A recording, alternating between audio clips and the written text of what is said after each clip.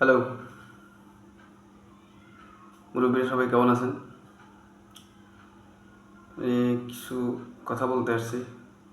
আসলে আমার এগুলো বলতে ভালো লাগে না, তারপরও বলা লাগে। শুনলাম আমাদের, শুনি নাই বলতে দেখতেছি আর কি, দরবেশ বাবা। দরবেশ সবার তো বাবা, কিন্তু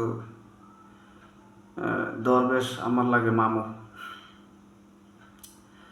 মামু নাকি ধরা খাইছে। এখন কি লোকে ধরা খাইছে এটা জানি না, কিন্তু আমার কথা হচ্ছে যে আমরা তো দেশ স্বাধীন করছি নাকি। দেশ স্বাধীন করার পরে ভাই, এই যে আপনারা যে এই যে মামুর ট্রল করতেছেন, যে উনি, অবশ্য আমিও হঠাৎ কি কেডারে ডা, হ্যাঁ মামু যে কামাই কুমিয়ে সমান হয়ে গেছে। তারপর আমি হুট করে আজকে দুপুরবেলা মানে স্ক্রল করতেছি, স্ক্রল করতে হঠাৎ করে চোখে পড়লো কি, হ্যাঁ ইয়া পাইছি কি, যে মামু নাকি 10 দিনের রিমান্ডে। দরবেশ বাবা তো কি চিন্তা কি তারে তার চিনতাম পারি না কা।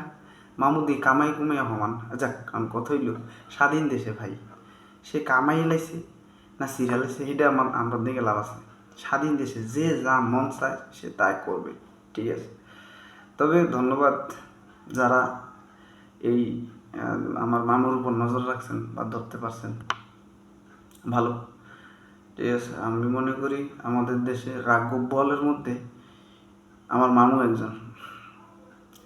হ্যাঁ, তবে মামুর একটা জিনিস কি, মামু মনে হয় বাংলা মুভি খুব বেশি দেখছে, যে কখন কীভাবে ওই যে চঞ্চল চৌধুরীর যে আয়নাবাজি মুভিটা, সেটা মনে অনেক দেখছে। কিন্তু মামু তো জানে না শেষ, হ্যাঁ শেষ ম্যাচ যে উস্তাদের ম্যাচ যে শেষ রাইতে মামু তো ধরা গেছে। খুব ভালো।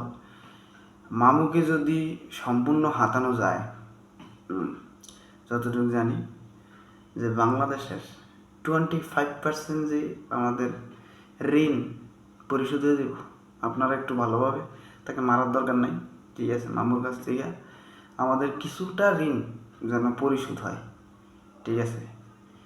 তবে দরজ মামারে মাইরেন না, বয়স হয়ে গেছে, ঠিক আছে।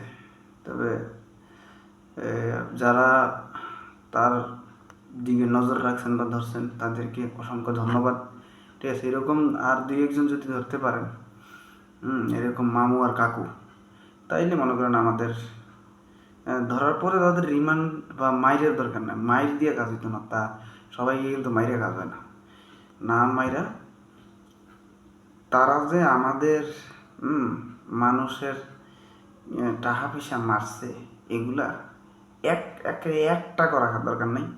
প্রত্যেকটা টাকা, ঠিক আছে, দেশের নিয়ে আসতে। আর একটা জিনিস মানে সতর্ক বা সংকেত দিতে চাই যারা আছেন এই লাইনে, যে মামুর কাছ থেকে না বা আরেকজনে হজম করে লাইন না। দেশ প্রচুর ঋণে আছে, ঠিক আছে। এই সুযোগে আবার আরেকজনে মনে করেন মামুর কাছ থেকে নিয়ে কাকু যেন না খাইলায়, সেই দিকে লক্ষ্য রাখবেন। দেশের যেগুলো উদ্ধার হবে সেগুলো যেন দেশের কাজে লাগে, বা দেশের মানুষকে কিছু ঋণ থেকে মুক্ত করবেন দয়া করে। ধন্যবাদ সবাইকে।